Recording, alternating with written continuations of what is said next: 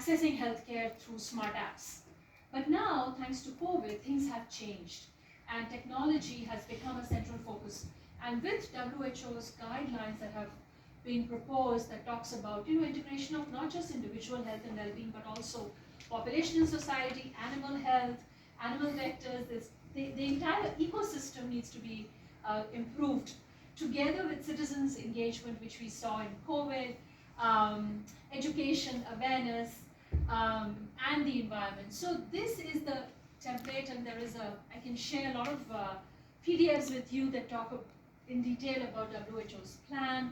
They're still figuring out a lot of details, but it has been presented in many forums across the world. There was a plan for data-driven ecosystems for HIV/AIDS, and through it all, I think diagnostics is going to be really essential. And we love this because we've been working, and I'm sure you're also quite interested in the fact that diagnostics has taken center stage, because diagnostics has always been this ugly stepchild in the world of medicine. So monitoring, screening, diagnosis has become really important. And I feel that thanks to COVID, there's sort of like a diagnostics consciousness. In every home, people understand what self-tests are, right? They sort of understand the difference between screening and diagnosis. Sort of, not in great detail, but at least that, and I don't think it would have happened without COVID. So we have a lot of, and I feel that COVID has been a blessing in disguise for all of these paradigm shifts that have happened. And as we know, international agencies like the Foundation for Innovative Diagnostics, they're investing a lot in connected diagnostics, and so is the Gates Foundation. So why do we need to do that? Because SDG 3 really talks about healthy life and promoting well-being, in addition to ending poverty. And so it will be one of the great enablers to achieve those goals. Now, we know that COVID has been, monumental in kind, not only in its impact on morbidity and mortality, but also the ripple effects that it caused with, including our HIV, TB, STBBIs. All of our programs were stalled over the past 2 years, and now we're trying to play catch up. As we know, maximum deaths in TB in a single year were reported thanks to COVID, or halted, and progress with all the health systems got disrupted in over 92 countries. I have a PDF over there. You can look at UN's report on how COVID disrupted massively all the progress that we had made in HIV. We were talking about, pre-COVID, we were talking about ending HIV, at least reaching 90 targets by 2025. And then again, we raised the bar and we said we're going to reach, so these UNAIDS 95 targets for ending HIV mean that 95% people on the planet need to be screened for HIV. Of the 95% need to be treated. And of the 95% treated, 95% need to be retained on treatment.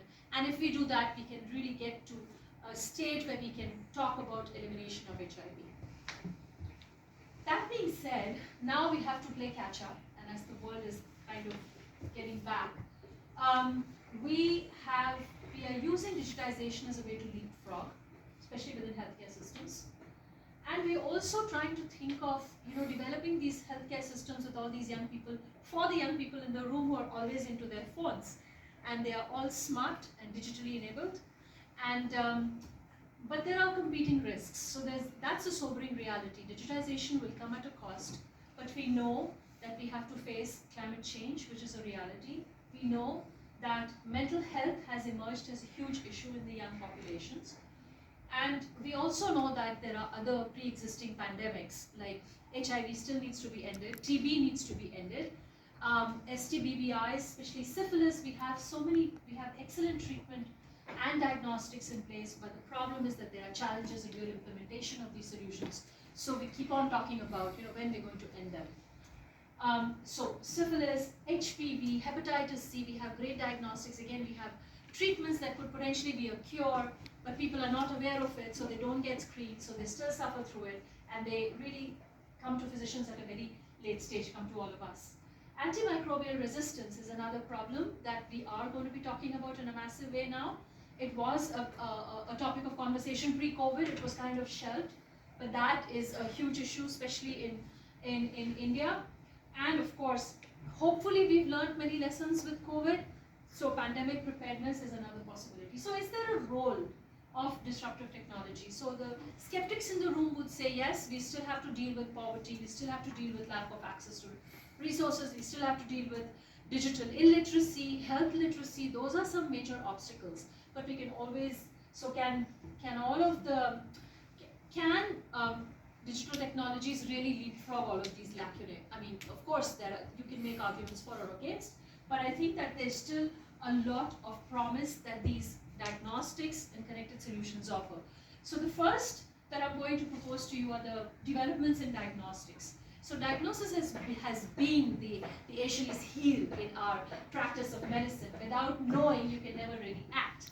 And despite all the rhetoric, all of this, people saying that, we first need to invest in treatment versus investing in good diagnostic solutions, we have learned the hard way through COVID, so how we really needed to pick up infections sooner so that we could get people into care. And diagnosis has played, and rapid diagnostics has played a huge role in HIV right from the beginning of the pandemic, since the late 80s, in plugging gaps in the cascade of care. But despite the availability, we've not been able to get people into care and prevention. And now, with COVID having disrupted everything, there are still some excellent diagnostic solutions that we will talk about, that we have published in detail in this paper in the Lancet HIV. So there's serology that was a mainstay. We have antibody tests that you're aware of. These are biomarker-based tests. These are antigen and antibody-based tests. But the newer technologies, the NAT assays that made a huge difference for COVID, you also have a lot of these portable NAT platforms, like Cepheid's platforms, that GeneXpert, that has played a huge difference for TB, and now is being expanded for HPV, for HCV, for HIV, and for hepatitis. These multiplexed molecular platforms are great for rapid screening of multiple infections at one point in time within a rapid turnaround time, which is less than an hour, about 60 to 90 minutes. And within that, you can actually just get a molecular test, which is like a definitive diagnostic test. And you can triage patients, and you can send them, or you can send them to link them to the appropriate care pathway available in a clinic or an outreach setting within 1 day. So you massively interrupt and disrupt the loss to follow-up that happens in outreach clinics. So there's that potential. And along these lines, we have nanotech, microfluidics, omics. There's just so much in this world right now that is happening that is fundamentally, if it becomes really affordable, it can help transform the practice of medicine. So you can not only screen and detect asymptomatic, but you can also have plans for acutely symptomatic or mildly symptomatic people initiated within the single day. Basically, you can leapfrog the rapid turnaround time and really make changes in the management of these infections. So while rapid turnaround time, which is also called TAC, is extremely important, it is also important to improve monitoring in care, and monitoring becomes better if you have these fundamentally advanced tests available at the point of care. Where nanotechnology is another important, there's a lot of work that is happening. This is a whole another talk, but I'm just going to kind of paint a big picture here. With nanotechnology, you actually get a high specificity. So you're able to look at the high level of interaction of cells and tissues at a very atomic level. And nanotech systems are being developed. Currently, they're used in the labs, but because of their bulkiness. But in future, portable nanotech solutions are on their way. So can you just imagine how cool it will be if all of us have these little portable solutions and tied to us, just like Mr. Spock had in Star Trek. I don't know whether you remember. You guys are too young, but we enjoyed Star Trek, and Mr. Spock used to carry them. Dr. Scott, sorry. Novel diagnostics. So microfluidics and nanofluids have been around for a long time, and they offer this advantage. This is lab on a chip. They offer this advantage of microRNA detection, high diagnostic accuracy, short turnaround time. Said to be very cost effective, but you know what? Sometimes the cost is always an issue. And the disadvantages have been basically miniaturization and making it really sustainable. Now, nanobots. how cool will it be to have bots take biopsy instead of humans? And how cool it would be to kind of monitor healing, monitor drug response, use a combination of all these omic technologies with bots, and make sure that they could be used at the point of care. They're currently being used in clinical and academic settings, but they can move to the point of care outreach settings. Omics and NGS. So NGS, next generation sequencing, has become very popular with COVID, has been used, but now these NGS solutions are kind of being morphed to detect drug resistance, and they are also becoming extremely useful for big data applications. So genomics and the synergy of genomics with big data offers tremendous potential to detect drug resistance, excellent potential to actually monitor, not just the screening and monitoring and detection of pathogens that we care about, but also monitoring drug response. So although it's computationally very intensive and it requires a lot of these platforms to be housed in tertiary care settings, the ideal situation would be in future if they could be miniaturized and portable, like Gene Expert kind of modules that would be available in tertiary care centers and primary care centers. Multiplexing is basically biomarkers that are available for multiple pathogen in a very cool point of care format, and they can detect 3 to 4 pathogens at one point in time within a rapid turnaround time of less than 20 minutes. And some of these biomarker devices, especially in our space for HIV and STIs, they are proving to have a very high accuracy, a high sensitivity, and a high specificity. So, the time to a test result has improved, the time to an accurate diagnosis has improved, and if these tests are combined with a clinical presentation, they are as good as definitive, because you increase the pretest probability of identification. But although some of these tests have shown a lot of promise, and quite a few of them are in the approval stages, there are these molecular platform-based technologies that are so effective because you can run panels of pathogens with them. These biomarkers, the last slide, do they also tell the medical history of the patient also? I mean, if someone has you have to elicit that. These rapid tests are only going to help you identify the pathogen, but you have to take the history of the patient. So it doesn't come by that. Because no. I don't know what exactly is biomarker. Or antigen and antibody based detection. So multiplex molecular testing technologies, these are RNA based, DNA based technologies, and they are available.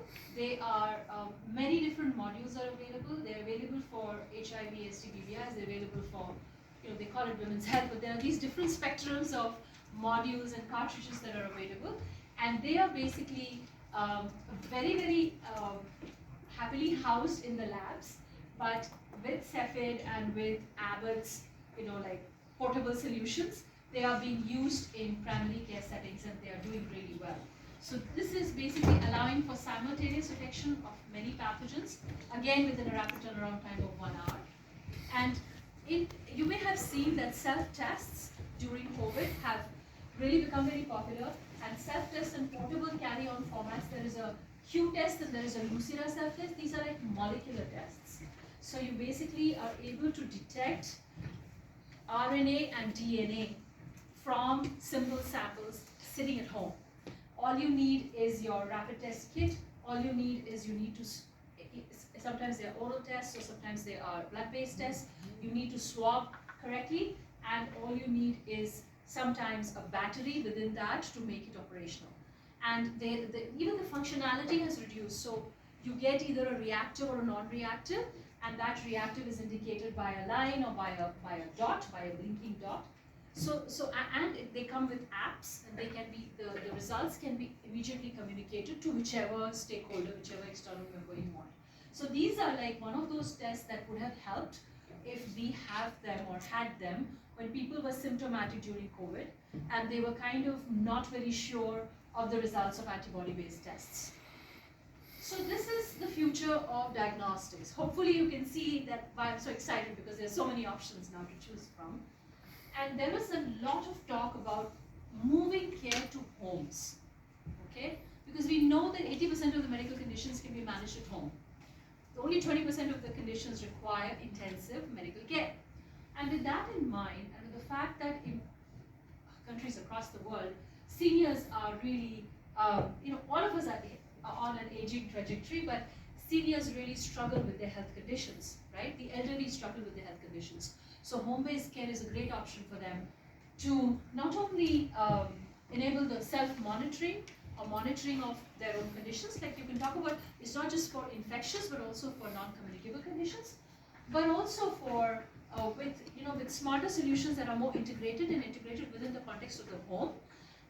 You can actually instruct them to provide their samples, or you can enable digital medicine, because with seniors, of course, seniors who are functionally able to engage with technology and engage with providers. So home-based solutions are also the next wave in medicine. And of course, self-testing. And self-testing started with, the notion of self-testing actually began with pregnancy kits, but moved on to HIV. In 2012, HIV self-tests were approved by the FDA. And there are about 12 different self-tests that have been approved by both FDA and WHO. There is the OraQuick, there's Symbio, there's Mylan, there's so many of them. There are oral-based tests and there are blood-based tests. And the accuracy of these tests is as high, the sensitivity is as high as 98%. Sometimes with blood-based tests, it is as high as 99%. So that's nowhere in any field you have such high accuracy. The specificities we're talking about like 99.8. I mean, come on. These are as good as any test, any lab test. So the problems with self-testing, with WHO's guidelines that were released in 2016, about in 2015, about 60% people on the planet knew their HIV status. But once WHO released its guidelines and self-tests became really popular, and a lot of studies were conducted in Africa, the number of people who know their serostatus has dropped from 40 to 50% to less than 8 to 10%. It's been a phenomenal, drastic drop with the rollout of self-tests. So that just shows the power of information, the power of making anything simple enough for a common man to engage in their own, proactively with their own, trying to find their own status in the privacy of their own home. And if they can do it for HIV, they can do it for other conditions. And then of course COVID happened, and everybody got into this bandwagon of wanting to know their own status. And I think that is why COVID, I feel, has been a blessing. The only challenge with self-tests is, we need to have systems in place that can link, that can connect, that can also, operationalize services. So screening, diagnosis, monitoring, surveillance. Can we do that? Yes, we did it in parts during COVID. We did a little bit of real-time diagnostics. We were able to figure out at the systems level how many rapid tests were being used in a setting, and a lot of this happened with COVID, with FINDS, ACT accelerator programs that were run by the Clinton Health Access Initiative and ASLM in the African subcontinent. And we've been doing in our own small way, with our projects. We've been looking at real-time diagnostics and monitoring, right from the rollout to uptake to screening to retention in care.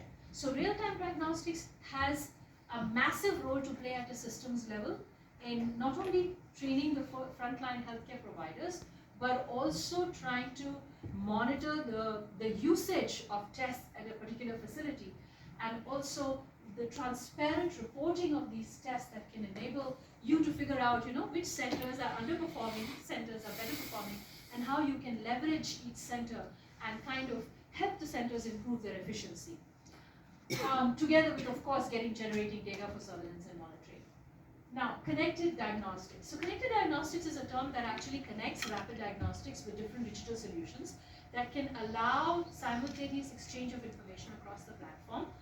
And it can also help with integration of different kind of components of a connected diagnostic solution, which includes apps, which includes point-of-care tests, which includes dashboards, which includes digital platforms, which includes training platforms. And it allows people to seamlessly, people within the healthcare system to seamlessly know how many people are kind kind of accessing testing, how many of them are being linked to care, how many of them are completing their testing, completing the reporting of their tests, and how many of them really, how many new infections are being detected, all in real time. You get all of that information on a dashboard, and so it's extremely efficient if you do it right.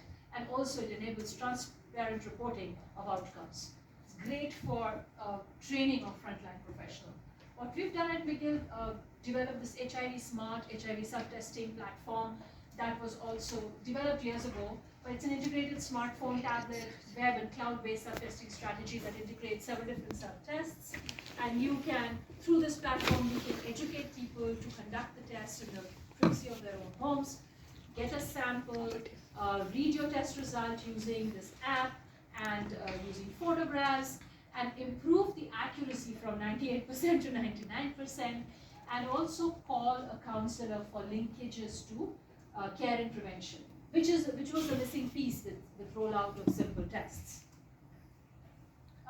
We've also conducted like a quasi-randomized control trial with the University of Cape Town in South Africa, and we found that through this connected solution that we offered to the township populations in South Africa, we were able to connect 98.7% of them to care within a turnaround time of 3 days.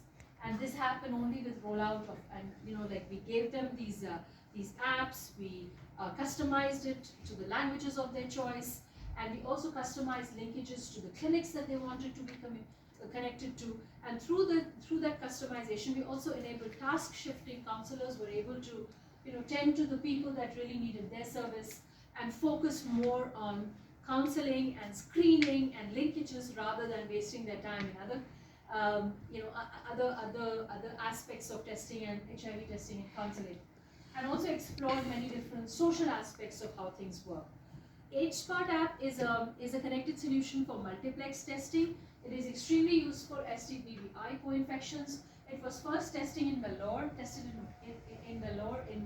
in rural women, pregnant women, and we screened them for a whole bunch of pathogens, and we were able to retain them for almost 18 months, and the retention rate was just like 96%. So this was a very encouraging statistic that allowed us to morph this program and test it again in a different set of population in Canada, in injection drug users that are a very difficult population, and in migrant and refugee populations. And again, we found the same statistic. We were able to screen them, test them through COVID, link them to care, and detect new infections and keep them in care. Now we are trying to morph this program here at DYPU, and hopefully we'll be able to integrate that with molecular platforms and offer it for a whole bunch of new pathogens that we haven't screened.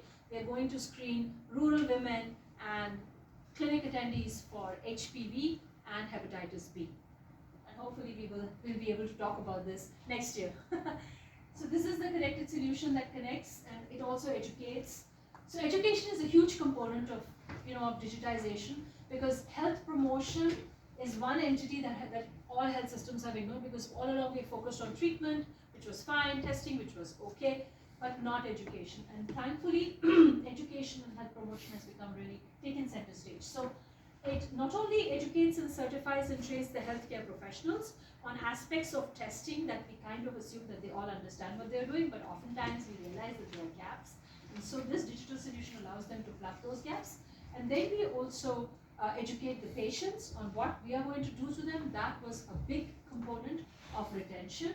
And of course, entry of data, communication, lab testing, and linkage to care. So I think what Kumar had asked, he said, do we need to get the patient information? Yeah. So I think it tells us basically. Oh, he's not there. I think got confused. So the biomarkers, which you said, Right. we should test. I think we can tell how this. Oh yeah, so this. interface. Oh, absolutely. Uh, So we do, I assume that we already have it. So this particular solution also captures all the vitals of patients, all the socio-demographic data, clinical data, and real-time monitoring data. Everything is captured in the solution. And of course it is secure. And through access, anybody who is part of the healthcare system, who's involved in the project, can access and in real time know about the status of the patient. With GPS, you can also geolocate the patient, but you need consent for that. And you can know at any single time point where the status of care is. Like, has the patient been screened? Have the lab results come in? You know, has he or she, if positive, been initiated on treatment? Has he or she been provided prophylaxis? Has he or she been initiated on, like, been given vaccines if needed? So all of those things are available in real time, and so that kind of generates a very efficient system because everybody knows what is happening to the patient, and the patient is not lost to follow. The patient also knows what is going to happen to him or her, because oftentimes we just take the sample and we ask them to leave, right? And we don't do a good job of explaining to them as to what's going to happen to the sample that we collect from them, what is going to happen, what is the next step in the treatment or the testing pathway, how are the results going to be communicated to them, what is the next step in terms of what is going to be happening to them if they come back, what happens if they don't come back. So if they don't come back, there are ways of reaching them, and we also collect their personal information and their personal choice and preference with respect to language, with respect to the type of communication, and some of them, you know, and we also we do it in a manner that is customized, and that is why we can promise retention. So through this, we've been able to, and there's the Canadian work that was recently presented in Canadian conferences, but through this we've been able to show that, you know, they work. So these are the programs that the platform has been adapted to include hepatitis C screening. Currently we are, you know, exploring use of this solution in endemic settings, and COVID Smart Care program has been developed for COVID self-testing, and currently we are almost poised to start a clinical trial with the University of Cape Town in South Africa. Okay, part 2, the Internet of Things solution. So Internet of Things are these wearable devices that are connected with smart apps, very useful for fitness, but we decided that, so they are also becoming a very important player in the healthcare space, and with the rollout of these devices, it's actually going to be a 75 billion IoT devices by 2025, and there's huge amounts of money associated with that. Of course, right now, most of these IoT devices are for health and wellness, basically they're being used as pedometers, fancy pedometers that measure your steps. You can also measure your ECG through these apps, especially with the iWatch. And but you know what we decided to do, and so there's a synergy because real-time monitoring with these devices, with apps and with cloud connectivity, there is going to be a synergy of communicable and non-communicable diseases as we move into the future, because we can collect data on vitals, and we can soon move to biomarkers. What we have developed in our lab, we've developed an IoT solution for sexual and reproductive health, and we hope to test it out with SUMA for feasibility, and the next step would be to take it to a clinical trial. So the idea is to basically use that smart connected solution with a wearable and an app and a connected dashboard, use it for patient education, for real-time monitoring of menstrual health, which is a topic that is very taboo, but it's extremely important because it predicts so many adverse outcomes in pregnancy. So this is like trying to do prevention 101 even before things go wrong. Let's talk about AI, machine learning, and clinical decision support tools. I'm sure that you're all exposed to the world of artificial intelligence. I will give you a very big, like a macro overview of machine learning and deep learning. We know that artificial intelligence is driving so much of the action in management, in smart cities initiatives. In the healthcare space, there are two basic machine learning concepts that are driving growth. One is the supervised machine learning, and the other is the unsupervised machine learning. Supervised machine learning basically entails that you are programming the computers to give you the outputs that you want. So you're feeding in the data at a very simple level. And unsupervised learning is where you feed the data and you expect the machines to come up with algorithms or whatever the outcome that you want. So both of them have developed and have shown a lot of promise. For health, the promise basically lies in early identification of disease biomarkers, and this is already being done. A lot of validation and prediction for not just diabetes and hypertension, but also for cardiovascular disease, for immunosuppressive conditions. There's a lot of action happening in the space. And the idea behind supervised machine learning is really prediction. So diagnostic decision rules are being modified based on algorithms that are being developed. So the idea would be to pick up disease early, pick up advanced diseases using a lot of data. And then we are moving towards causal diagnostic algorithms. So we have this normal algorithms that we are used to, but with machine learning we can move towards cause and disease. And these are going to be very precise. This is all academic work. I don't think there's a lot available right now for clinical application, but there are settings where both things are kind of going hand in hand. Though FDA has come up with a lot of new rules about and a lot of regulations about how to go about getting these softwares, medical devices approved by them. So the rules have also been in place. At the population level, supervised and unsupervised machine learning is going to be extremely helpful for predicting outbreaks, for predicting the next pandemic, which already happened. There was a Canadian company that had predicted COVID-19, but people didn't listen to the predictions. But I think we are more sensitized to it, and so early identification of disease patterns will also be very useful. It's not just outbreak prediction or pandemic predictions, but also, in a particular subpopulation, what kind of diseases are, or what kind of patterns of disease are we going to see in the next 5 to 10 years? I think that supervised machine learning has a huge role to play in just monitoring. You can use it to figure out sites that are performing and sites that are underperforming. You can use it to train staff. There are so many different ways. You just have to turn on your imagination to use supervised learning and unsupervised learning. Unsupervised learning is a little more evolved, and people are a little worried about it. But if you look at the clinical decision solutions that are being used, they have a lot to offer in terms of efficiency in triage, efficiency in timely treatment, efficiency in monitoring, and efficiency in real-time decision making. And all of that put together is going to transform care. What is the next fun development? Image recognition. And I think pathologists know this very well, and natural language processing, and that's kind of very good for medical transcription. Image recognition basically will be, in our space, it will be really useful because it will help us in rapid detection of these lines that we struggled with. The rapid test lines are, you get 2 test lines if you're positive, you get 1 test line if you're negative. But if you use image recognition with those lines, like the readers, you can actually improve the accuracy of the prediction of the rapid test device, and you can improve the predictive capacity of the device. Image recognition software is being used to take pictures of like cervical cancer, cancer in situ, and that is also has shown promise.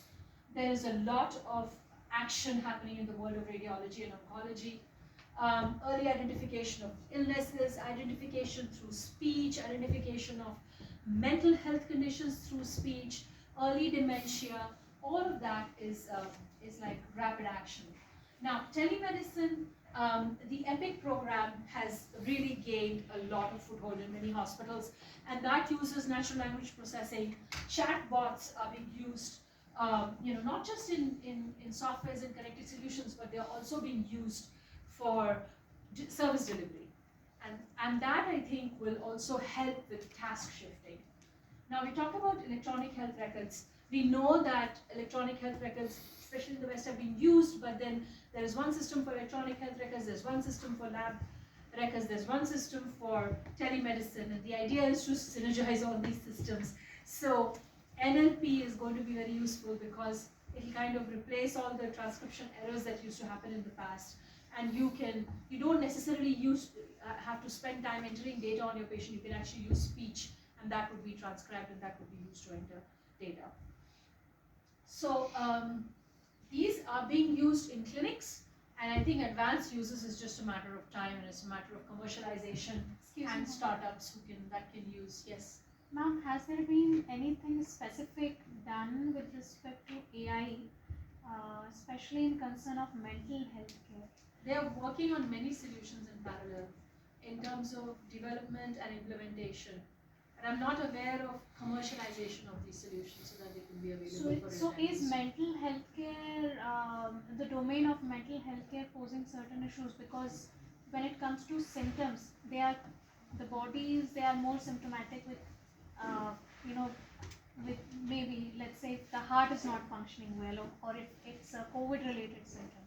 But is mental health care a challenge towards AI, machine I learning? think chatbots, they're looking at chatbots for service delivery in mental health, counseling. They're looking at speech recognition to detect early identification of several different mental health conditions. This is a huge project that is funded by the NIH. It's not just mental health, but it's also Alzheimer's and all of those conditions, Parkinson's. So there are lots of these programs that are all being tried and tested, several different flavors of them currently in academic settings that I'm aware of. I'm not aware of commercialization of any of these yet, because I think the FDA is really looking at many of these solutions for approvals. So currently they're in the approval stages, or they are in clinical trials or pre-trials, Ma'am, to the best of my knowledge. also we are seeking information from the patients, like we are collecting data and all. So getting what to we that. are doing in order to protect their privacy. Yeah, I'm getting to that. I knew what it was coming. I told you the lawyers were coming. Yeah, transforming. So as you can, hopefully you're all convinced that it's going to transform clinical workflows. If this is going to happen at such a rapid pace, where we necessarily don't have to enter data, but you just have to use natural language processing. You can speak in any language, and there'll be a software that will decode and enter your patient data, and then you can use algorithms that can help triage your patients to the best of their predictive ability. And then you will have connected solutions that can actually help you figure out where the patient is in the clinical care pathway, in the cascade of care. You can really triage and get the patient into clinical care and get the patient into treatment and into the monitoring system to the best of your ability. But that is if everything works well, if everything is synergized, if everything is done really perfectly, and I think we're getting there. I think I talked about monitoring, surveillance, and QA QC checks. So a lot of QA QC checks were used. A lot of artificial intelligence solutions were used during COVID by these organizations. We're not aware of whether they've gone beyond, like they used it, but then have they really commercialized it for other applications? I don't think there's knowledge about that or papers, but there's a lot that's happening. It's just unprecedented pace that it's hard to keep.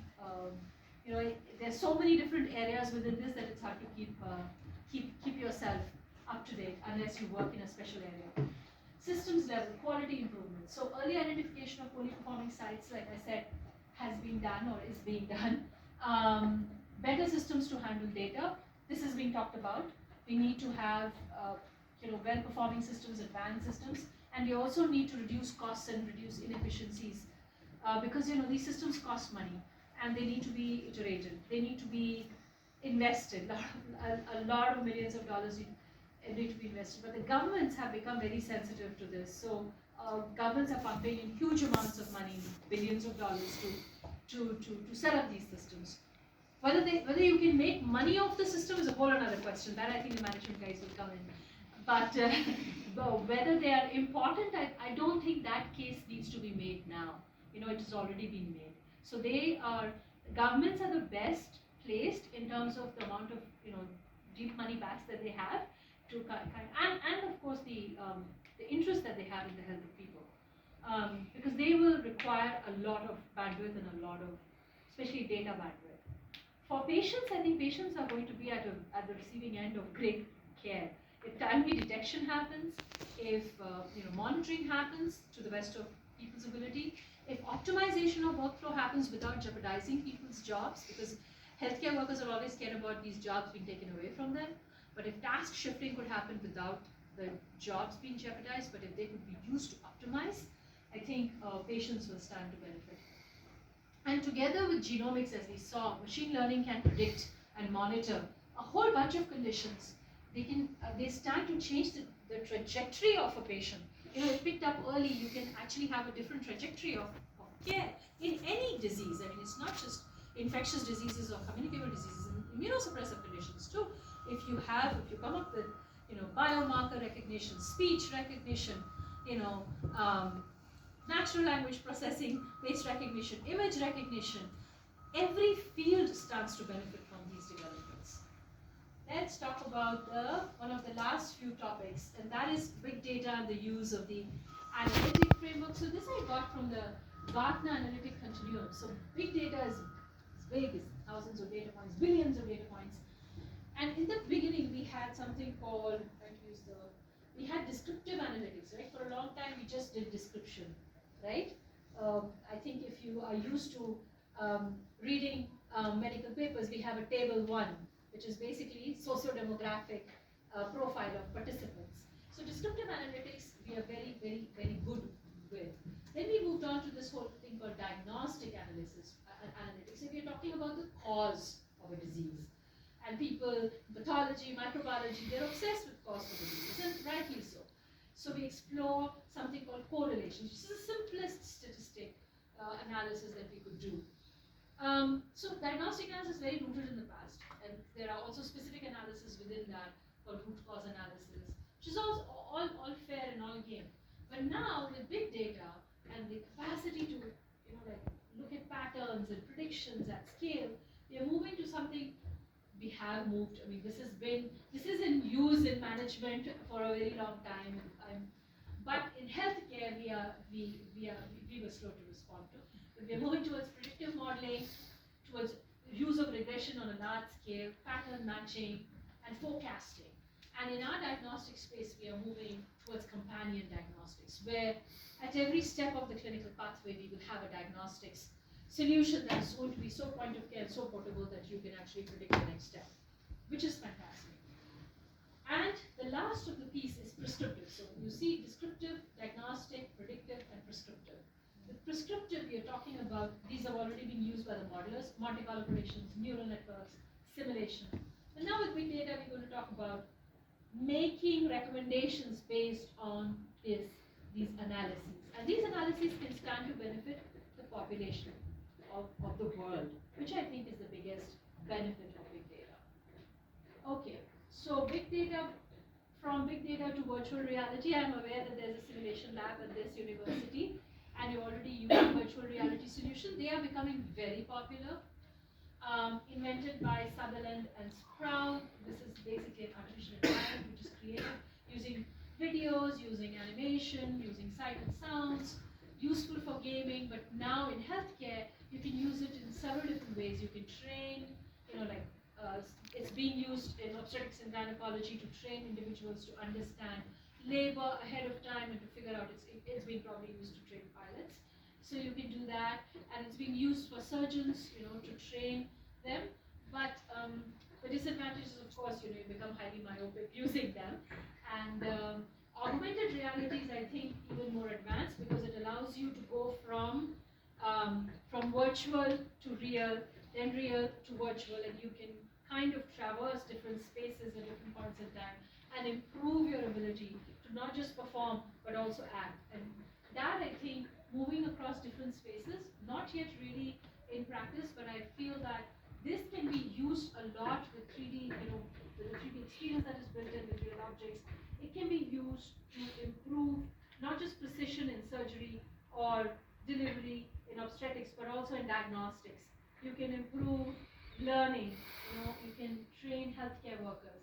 And we are working on some solutions to transform not just monitoring, retention, but also the quality of care. We knew that Google Glass worked for a while, but it is being used as an AR device. It is fantastic for surgeons. It can be used for remote surgery. It can be used for remote monitoring. It can be used for remote pathology. It can be used for remote microbiology. It can be used for remote telemedicine. There's so many uses. It can be used for remote locations that don't have specialists. So there are lots of these uses. You just have to turn on your imagination to use these devices. So AR and VR will again be massively used in the next 3 to 5 years, and you would have customized solutions. Already mentioned all of this, yeah. And transforming workflows, I think that is a very good way of, a very good application of AR. Healthcare communication and healthcare transformation with efficient service delivery. So healthcare communication is a space that all of us know we don't do a good job of. And we can use these solutions to improve communication. And communication, as you know, is the key to not only just good, healthy relationships, but also professional relationships and professional workflows. And I mean, don't you think, haven't I made the case with all of these solutions, we are actually poised for this great digital transformation.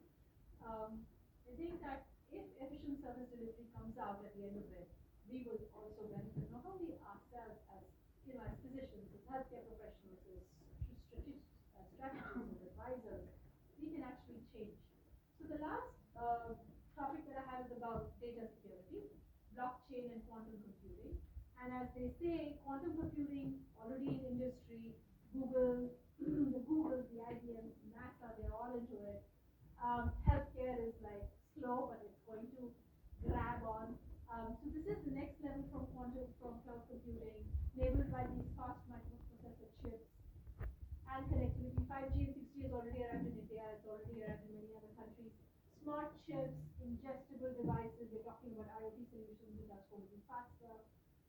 Qubit technology, which I believe is revolutionary.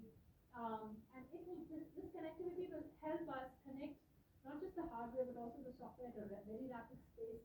And it will help us improve the efficiency. For me, it's always the healthcare service delivery that is horrible at every healthcare system. There's always this melting pot, or there's this melting pot of errors that we always succumb to, and there are these vacuuming, from access to connecting people to care, to keeping them in care, to keeping them monitored efficiently, to retaining them in care.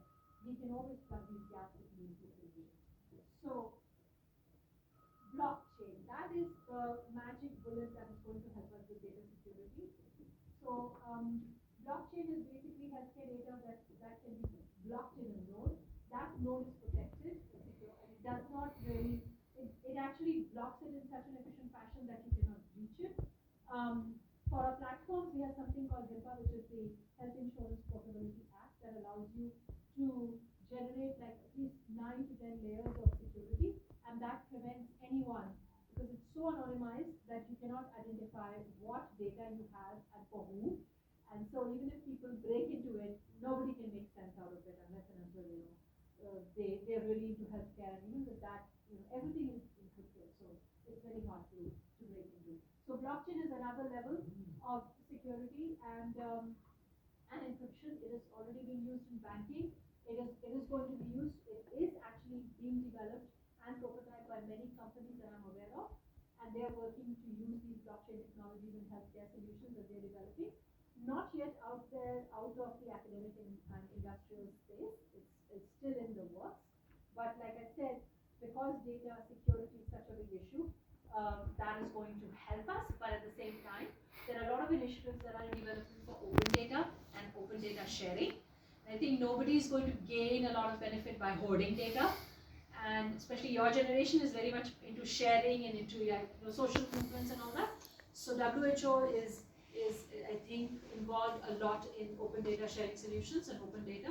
There are calls for data sharing, and that will help us learn from each other if we anonymize the data, so that you cannot identify the patient, but you can share the data for analytics, for improving workflows, for improving diagnostics, and what have you. So imagine the future. We have different metaverses. We can, sitting in this room, we could talk to a patient from Africa, from Canada, from India, from Asia, all of them, and we could talk to them. We could imagine these possibilities. We could have multiple different screens. We could talk about. We could have people talk about what they're doing in their countries, how different solutions are being used. We could also engage with them if you're doing any procedure, if we are working in diagnostics, if you want to show them how well our solutions work. In real time, we could connect with 5 different people from 5 different countries. We could also have avatars of them. We could have profiles of them.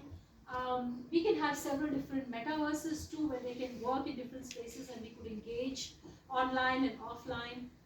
I mean, I think the key to all of this will be integration of these solutions. If things are not integrated into the healthcare system, then none of this is going to be very effective. There will all be fancy solutions that will be here, there, and everywhere. But if they can be transferred, and if they can be made more portable, if they can be more, like diagnostics in a box or healthcare solution in a box, you can take it anywhere, you can set it up anywhere, and then I think the possibilities of connected care, the possibilities of faster care, efficient care, that's all within reach for anyone. So, I will conclude with a few quotes. One by Charles Darwin. Darwin said it's not the strongest of species that survives, nor the most intelligent, but it's the one that is most adaptable to change. And one of the things that is very, very important about healthcare systems, and healthcare systems in all parts of the world are very reluctant to change. But change is the only constant in life.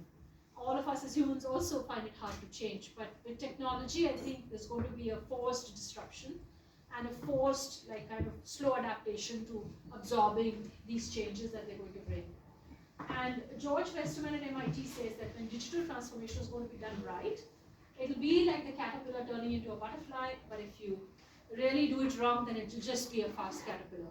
So there will be some systems that will probably struggle with it because, you know, A won't talk to B won't talk to C won't talk to D, and these different entities will be disconnected, and that's when you will not be able to bring about a fundamental transformation. And Jeff Bezos says there's no alternative to digital transformation. Visionary companies will carve out new strategic options, and those that don't adapt will fail. So basically they're saying that it's the here and now, in the future of the world, you know, with electric cars and with smart vehicles and with smart devices and smart home monitoring system. Everything is smart. You have to create some dumb solutions also sometimes, I feel. It's actually going to be a rapid pace. So Martin Luther King says, of all the forms of inequality, injustice in healthcare is the most inhumane. And I think COVID showed us how people who didn't have access to resources, how those people had the highest, like, you know, they had the highest, what is it called, the strongest statistics in terms of morbidity and mortality. Whether it was the African American or the Hispanic population in the United States, whether it was the indigenous populations, the South Asian population in Canada, whether it was the populations in the townships in South Africa, whether it was the poor and migrant populations in North India. We've seen that COVID really impacted people who had the least resources to take care of their lives. So we hope that digital transformation, my hope is that it will bring care efficiency, cost, and all of that I talked about, but it should trump the inequity that we have in access to resources. It should trump the inhuman treatment that we actually sometimes provide in our hospitals. It should trump all the truncated care that bottom billion cases. Until that happens, I think it can only be a hope. But hopefully, let's hope that the technology can be used to spread equality and extend health to all. So thank you very much for your time. I thank Suma for this opportunity and hope I've made the case that there are tremendous possibilities to transforming healthcare, and we just need to talk to each other and make sure these possibilities happen.